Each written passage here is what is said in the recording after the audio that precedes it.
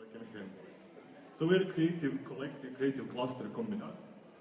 We're basically a collective of young, independent professionals or freelancers that try to create projects in the field of creative industries. Our projects are basically collaborations among different professions, obviously, and these are some of them that we have people who are professionals from, and we thought that the best way to sort of present ourselves in this KIKI conference would be through projects, basically, and projects, and specifically through themes that we are interested in researching and pursuing and problematizing further on through our projects. So first off, we are interested in public space. We like to do a lot of things in public spaces for numerous reasons. One of the projects that we had a chance to sort of invade the public space of Rijeka was Giants of Patagonia, which was basically a traveling exhibition of dinosaurs, one of the largest traveling exhibition of dinosaurs, and we were called by Natural Sciences Museum, I think it's called, in Rijeka, to do copywriting concept for the communication strategy, illustrations, and guerrilla marketing. And guerrilla marketing was the part at which we could sort of do things such as and the basic concept of the whole Giants of Patagonia was basically the idea of curiosity and the idea that the investigation, the exploration is just beginning. So we tried to, so the guerrilla was basically made of traces of dinosaurs left through the city in forms of, for instance, benches that are bone benches of dinosaurs, and also we had, but we don't have time for the video, we also had some kind of basically an interactive installation in which six people had to stand in a giant paw of a dinosaur in order for the dinosaur to make noises and so forth.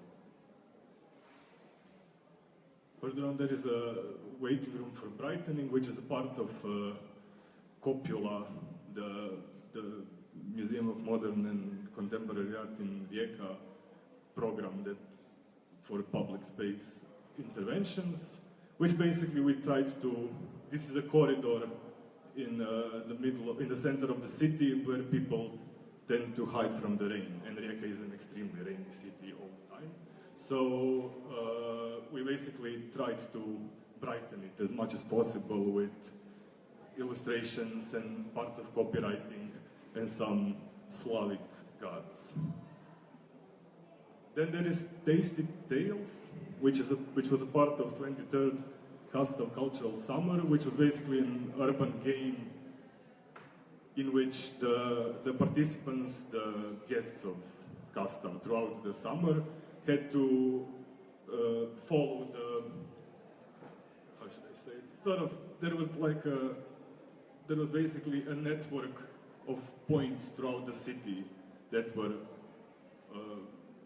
that either had these illustrations on them, copywriting, objects, had to involve some kind of activities and so forth, and the basic theme of the whole thing was the idea that you couldn't tell what was myth and what was history, and basically you had to choose and go through all those, the whole network through the city and play this game in order to find out which one is which, even though in the end you didn't really, and that was quite interesting.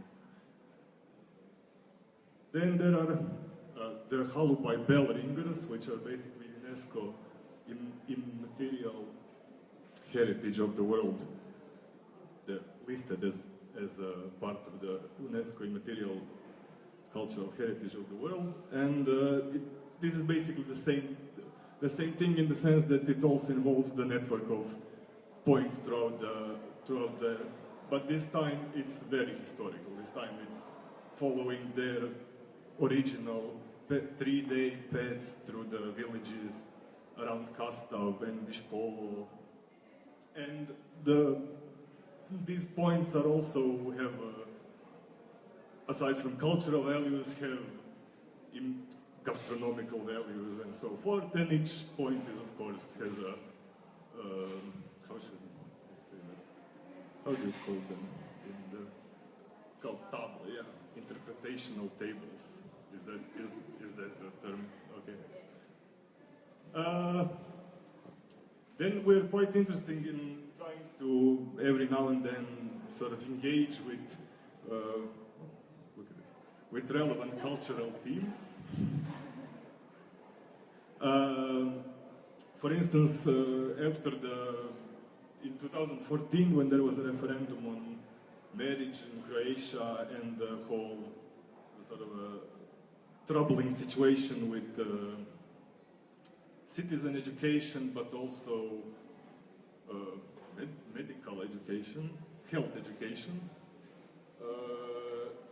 we basically created an exhibition where we invited a bunch of artists to participate, to give some kind of a reflection on the subject and so forth. And this also included a publication and some further activities along with the whole thing. And we found it really interesting and nice. Also, when it comes to relevant social subjects, we also did an exhibition called Welcome Home, and we collaborated with the Center for Technical Culture in Rijeka, and SOS Telefon, which is SOS Telefon is a Center for Non-Violence and Human Rights. And we basically wanted to make an exhibition about how does one create intimacy and identity after the internet. And it was also something that I like a lot. And then we're really interested in informal education, as I see everybody is here, and it's brilliant. I'm really satisfied with it. So, one of our continuing and growing programs is Art Machina, which is basically a program, creative atelier, but basically a program for informal learning of numerous visual art techniques, but also DIY techniques and so forth. And it includes workshops from children to there needs to be a nice word for umirovljenici. Elderly. Also, among informal education, we also had a conversation about photography, which was basically the most informal education ever, where basically people just hung out in a cafe at a certain point, and the Zuckerin Cafe allowed us to have conversations among photography professionals, photography amateurs, and so forth, and spend time there talking about photography as much as they could, and it was also quite a successful thing. And we also, the sort of thing that we're immensely interested in is local community and collaboration. The whole KOMBINAT is sort of born out of the need to collaborate with others. So this is like one of our fundamental needs that need to be fulfilled, and this is why KOMBINAT sort of emerged.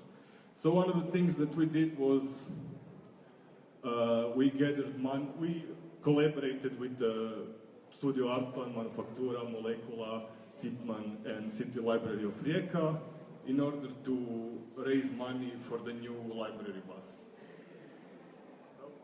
Cliplop that Hermes already talked about, and we did the visual identity and the web page for it. It is a catering for children that connects local producers of food with kindergartens.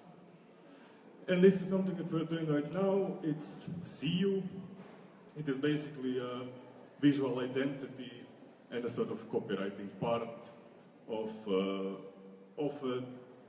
an ongoing program for inclusion of people with Down syndrome.